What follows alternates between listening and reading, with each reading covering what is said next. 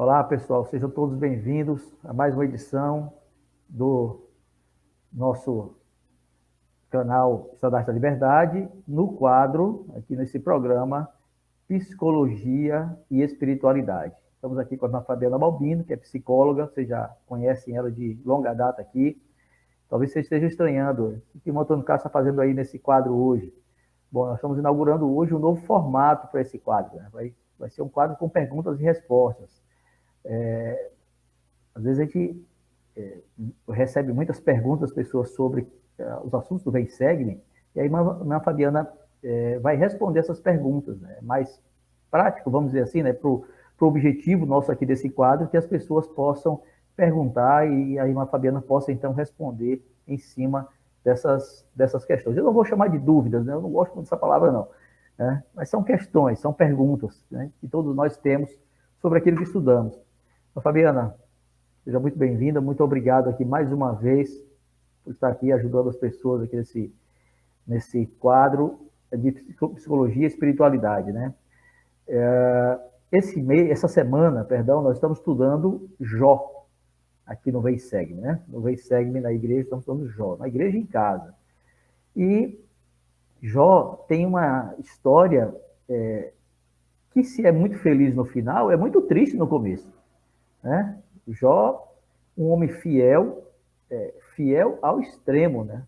Fiel ao extremo. No primeiro versículo do primeiro capítulo do livro de Jó é dito, né, que ele era um homem perfeito. É um homem e de repente ele passa por todo tipo de sofrimento dos piores possíveis, né? E acho que a pergunta primeira que, que vem aí é: por que coisas boas acontecem a pessoas ruins?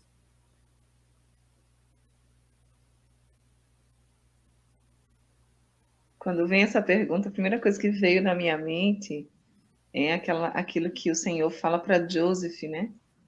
O Filho de Deus se submeteu a todas elas, né? És tu maior que ele, né? É o que veio assim primeiro na minha mente, né? Cristo era tão bom, né? E ele teve que passar por tantas coisas, né? Eu penso que nós estamos aqui nesse mundo para passar por uma experiência de refinamento, né? Que vai nos preparar para estar de volta à presença do Senhor, né? E ter uma vida eterna. Então, como é que vai haver crescimento sem dor? Né? Essa é uma máxima, assim, inclusive, da psicologia do desenvolvimento, né? De que não há como haver crescimento, desenvolvimento sem dor. Eu lembro que meu filho do meio, mais ou menos uns 2 anos atrás, ele teve uma dor muito grande nas pernas, muito grande. E aí ele chorava, acordava de madrugada, e ele não estava com febre, ele não estava doente, mas chorava, está doendo muito, está doendo muito. E aí a gente tentou ver várias coisas, e aí veio assim na minha mente, é a dor do crescimento. Eu fui no Google procurar, né? E aí vi vários relatos porque aonde ele reclamava que estava doendo, não tinha como, não, era osso, né? Era a parte assim do joelho. E eu pensava, pulou de algum lugar, porque ele adorava fazer parkour, né? Na igreja, em todo lugar. Eu falei, machucou, não tinha nada roxo, não tinha sangue, nada. E aí, quando eu fui ver a dor do crescimento. Então, é bem isso. Crescer é um processo que exige que nós tenhamos que passar por problemas. Então, eu lembro até de um bispo que eu tive que ele dizia assim: é bom, né? Passar por um desafio. E aí eu lembro que a gente era recém-casado e a gente ficava assim: como assim isso? É porque a gente sabe que Deus está tão perto, né? Ele sabe o que ele quer de nós com esse desafio. Então, quando a gente foi passando o tempo, hoje em dia eu já penso assim: quando eu estou passando por alguma coisa, algum desafio, eu penso, o que que tem aí para mim? Dentro dessa dificuldade que eu estou passando agora, que mensagem tem? Que ponto de desenvolvimento tem aqui para mim? Então, ao invés da gente perguntar por quê, é a gente se analisar para quê? Para que eu estou passando por isso? Aí a nossa postura ela até muda. Porque a gente sai de uma posição de infância, que quando a gente é criança, a gente está sempre reclamando, achando que a gente não consegue, né? Pedindo ajuda, porque somos crianças e a criança se vê pequena e tudo é grande, né?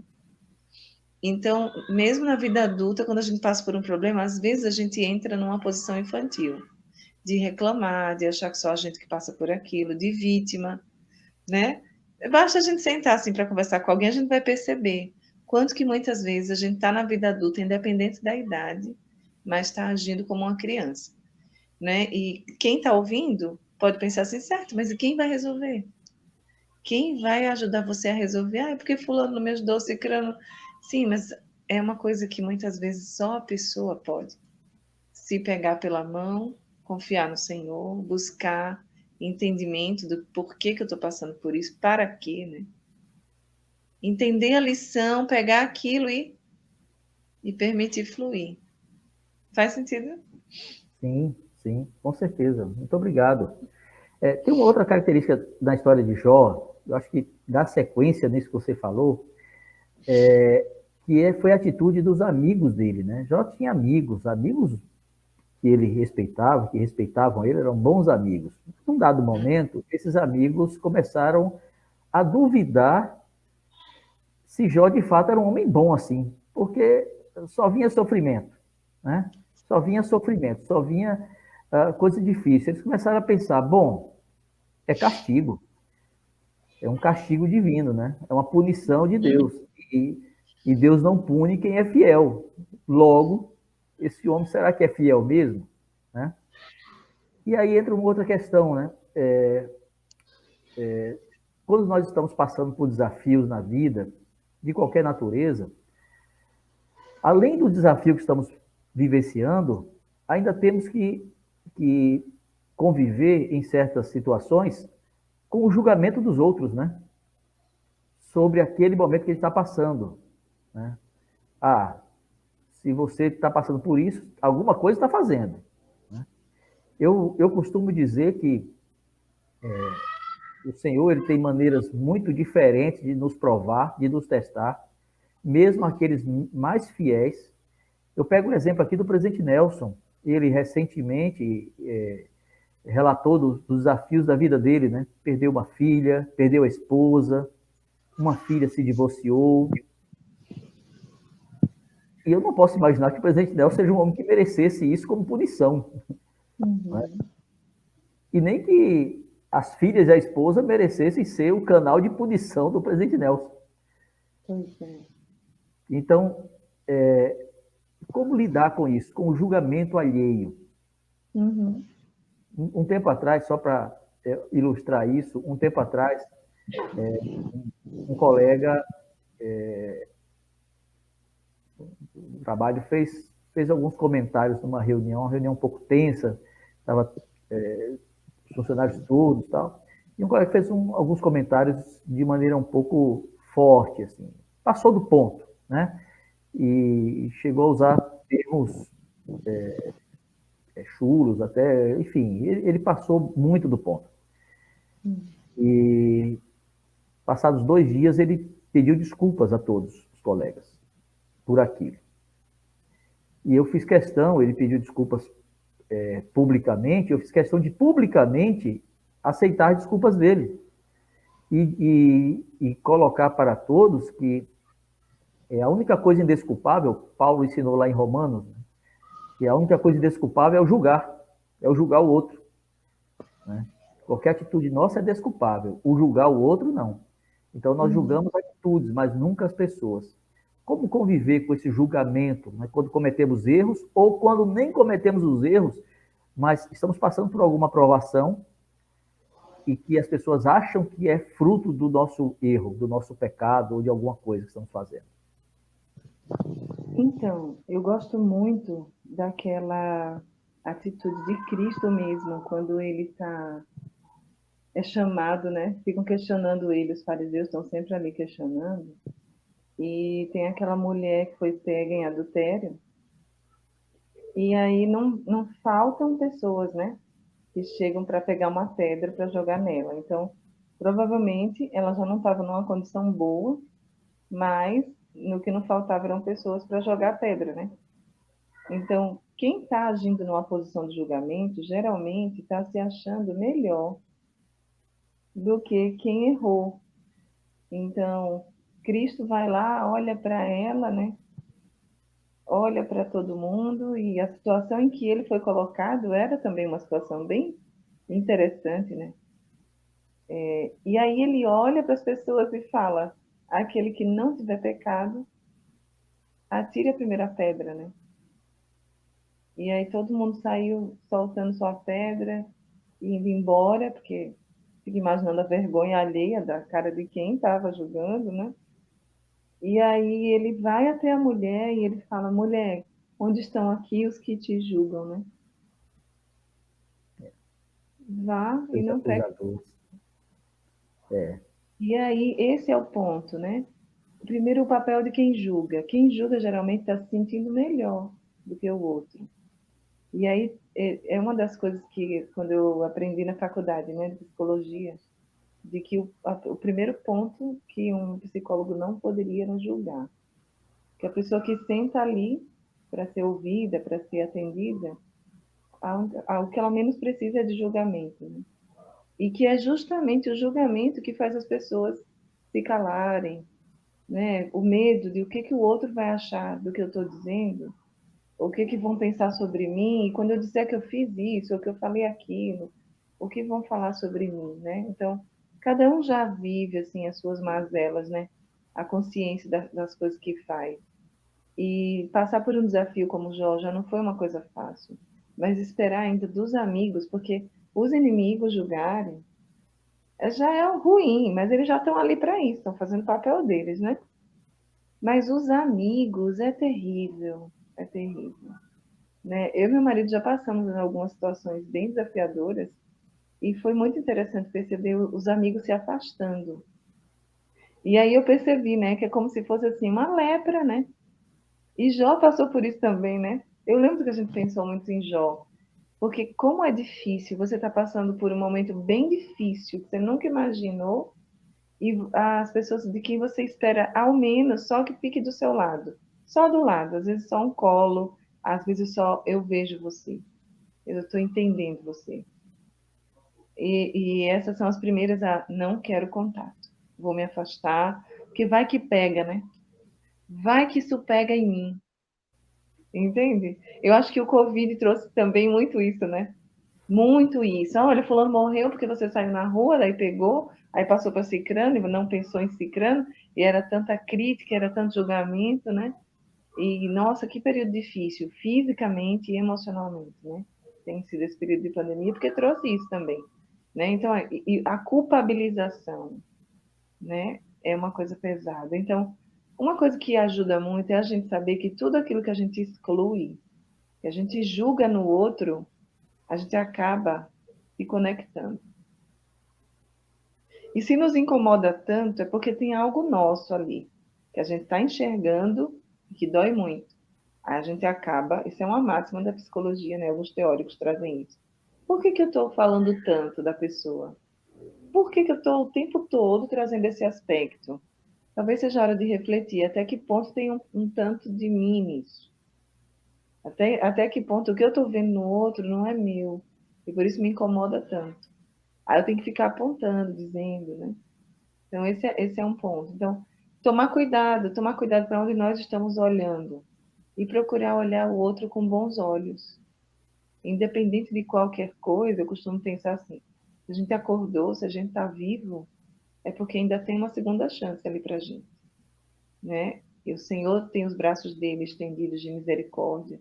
E Cristo, então, ele sofreu por nossas dores, nossos pecados, nossas dificuldades, né? Ele sofreu por isso, então ele é o único que vai poder nos julgar. Fica tão mais fácil a gente deixar o julgamento para ele, né? É diferente da gente analisar uma situação para tomar uma decisão, né? Fazer o nosso julgamento de uma situação, como você falou. Esta situação aqui, como eu posso fazer, né, com isso aqui na minha vida? Estou julgando se é bom, se é ruim, se eu devo fazer, se eu não devo. Mas sempre que se refere à vida do outro, a gente precisa lembrar que a gente não é juiz, a não ser que tenha alguém que seja juiz e esteja numa posição de julgamento lá no tribunal, né? Ou o bispo, né? Cabe ao bispo. Até mesmo a situação de eu não vou tomar o sacramento hoje, porque eu decidi que não estou digno, e eu não vou tomar. É o bispo quem vai dizer se a pessoa está digna ou não, né? De tomar. Então, eu acho que isso torna a vida mais leve, menos pesada, né? Já pensou a gente lá no lugar da mulher? A gente ter várias pessoas, né, como Jó, os amigos falando dele. Como seria mais fácil se esses amigos olhassem para ele, caramba, o que que Jó está precisando de ajuda? E esse amigo às vezes pode ser nós também, né? É Às vezes verdade, pode ser a gente. é verdade. Um outro aspecto de Jó, o Helder Maxwell, ele tem uma citação dele, ele diz assim: quando somos indevidamente impacientes com o tempo do Deus onisciente, estamos sugerindo que sabemos mais do que Deus. Não é estranho? Nós que usamos relógios de pulso, buscamos aconselhar aquele que supervisiona os relógios e os calendários cósmicos, né? A gente é tão pequenininho e quer dar conselhos ao Senhor, né? Isso Essa mesmo. impaciência com o tempo dos nossos desafios, com o tempo da nossa vida, com o que acontece agora. Às vezes a gente traça um roteiro para a vida e o roteiro não é exatamente daquele jeito que acontece e vem impaciência, mas porque não vem logo, né? Especialmente hoje, parece que há uma certa urgência em tudo, né? As pessoas querem mais cedo, mais rápido, se possível já agora, nesse momento, né?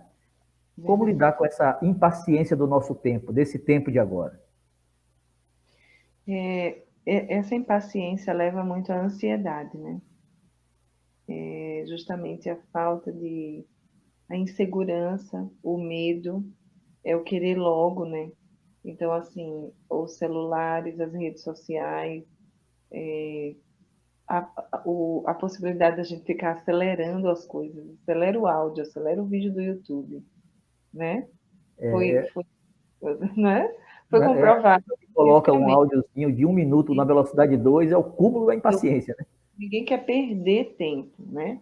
O cérebro, ele não gosta muito da parte de perda, ele gosta só dos ganhos. Veja que é muito mais fácil a gente engordar do que emagrecer, né? Porque ele entende que está ganhando, ó, ganha, ganha tudo que entra, vai sair, como assim vou deixar sair, né? Então, a gente é uma coisa do homem natural, né? Do cérebro carnal, o não perder, tá querendo sempre ganhar. E os medos também, né? Então, é, tem um discurso do Helder Bednar, que eu estava lendo esses dias, chama-se E Reprimiram Seus Temores, né? Então, os medos, medo de não dar conta, medo de não ser bom o suficiente, medo de repente, aquele bolo que eu estou tentando fazer não sair bom, aí eu já quero acelerar tudo, já quero fazer tudo, né? Eu tive um paciente que ele dizia assim, quando eu percebo que eu estou pegando a faca e que eu corro lá para cortar carne, para que essa pressa? Eu me pergunto. Aí é que eu percebo que eu estou num quadro de ansiedade. Eu achei bem interessante, né? Depois de um tempo, assim, na terapia, a pessoa vai se percebendo. Realmente. E essa é uma pergunta que ajuda, porque nossa mente lida muito bem com perguntas. Ela não gosta de sair da zona de conforto, mas são as perguntas que nos ajudam. Então, quando a gente se perceber assim, muito agitado, uma coisa que pode ajudar é a gente se perguntar para onde eu vou com essa pressa? Como diriam nossas mães, né? Vai para onde com essa pressa? Para que eu tenho que correr tanto? Aí as respostas vêm. Muitas vezes é porque a gente ora, a gente está pedindo ao Senhor que faça, mas a gente não tem paciência. E aí a gente É ir quer, lá a e fazer gente do quer nosso jeito. isso. Aí aquela frase da oração do Salvador, né? Quando ele fala, seja feita a tua vontade, e não a minha, né? E não a nossa. Falar é fácil. Difícil é a gente querer esperar que seja feita a vontade de Deus no tempo dele. E o tempo dele é bem diferente do nosso.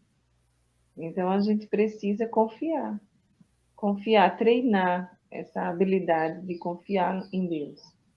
Confiar pequenas coisas, soltar, né, fazer aquilo que está no nosso alcance e deixar que ele faça parte dele no tempo dele.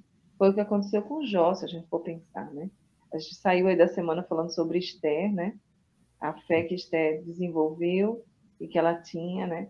Mas se a gente for analisar com Jó, nossa, não foi só confiança, foi a paciência de esperar o tempo, o querer do Senhor, né? E tudo que ele precisasse passar. E ele ainda dizia, né? Ainda em minha carne eu verei a Deus, mesmo que eu vá morrer assim, do jeito que eu estou. Mas eu sei em quem eu confio, né?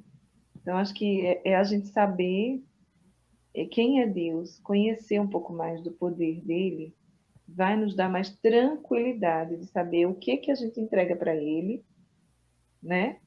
Que muitas vezes, como temos ouvido o presidente Nelson falando, deixar que Deus prevaleça na nossa vida. É entregar para ele aquilo que não está na nossa mão resolver. E esperar, dar o tempo. Excelente. Ainda que esse esperar seja com sofrimento, né? Seja com perda, seja Isso. com tristeza, mas é no tempo dele. Isso é diferente daquele dito de, porque Deus quer assim, né? E que as pessoas tanto falam que, não, você está buscando o seu ponto melhor. Depois de você ter feito todo o seu possível, se a realidade é essa, então segue Uhum. adiante, mesmo nessa realidade, né? Isso. Esse é o ponto. Quando é aquilo que você não pode mudar. Excelente, uma Fabiana. Eu acho que de tudo isso a gente fica, talvez a palavra que fica na minha mente seja resiliência, né? A história de Uhum. Jó é uma história de resiliência, De né? Aquele resiliência. que enverga, mas não quebra, né? Aquele Porque sujeito até a que família, né? A gente teve a questão dos amigos e da família. Todo mundo duvidando, todo mundo questionando ele, né? Quantas vezes a gente passa, né, por situações assim e a gente precisa se perceber, né? Se a gente tiver com Deus, entendendo claramente que é com Ele que nós estamos, eu acredito que Ele vai dando força, né? Porque a parte de Jó, vamos dizer, até que ponto Jó conseguiu verbalizar a fé dele e as revelações pessoais que ele estava tendo, né? Eu tenho certeza que o Senhor ele vai dando um passo de cada vez, né? É só a gente aprender a ouvi-lo, a perceber, porque naquela época não tinha escritura impressa, não tinha redes sociais, não tinha internet, não tinha Wi-Fi, né? Eu ainda penso que o Wi-Fi de hoje é uma, como é que eu posso dizer? É uma imitação de como é o verdadeiro Wi-Fi, porque naquela época esse era o Wi-Fi, né? Era a conexão com o Senhor e receber a resposta do Senhor, né? Então eu acredito que Jó tinha suas experiências individuais com o Senhor, por isso que ele foi tão resiliente, né? Se a gente excelente. buscar, a gente também tem as nossas, né? É, o resumo é a frase que ele disse, né? Está lá no capítulo 13. Ainda que ele me matasse, nele esperarei, né? Ou seja, a confiança dele era plena, independente do que acontecesse, ainda que fosse a morte que fosse colocada para ele, ainda assim ele estava esperando no Senhor, ou seja, estava fiel ao Senhor. É uma benção. Muito obrigado, irmã Fabiana, por esses ensinamentos. Pessoal, esse foi o Vem Segue-me Espiritualidade, Psicologia e Espiritualidade dessa semana. Semana que vem tem mais. Compartilhe esse vídeo se você gostou, dá o seu like aqui e compartilhe esse vídeo, pega o link, manda para quem você desejar, né, para que as pessoas possam ter acesso a esse conhecimento. Irmã Fabiana, muito obrigado. Muito obrigado Obrigada. mesmo. Próxima. Até. Tchau. Tchau.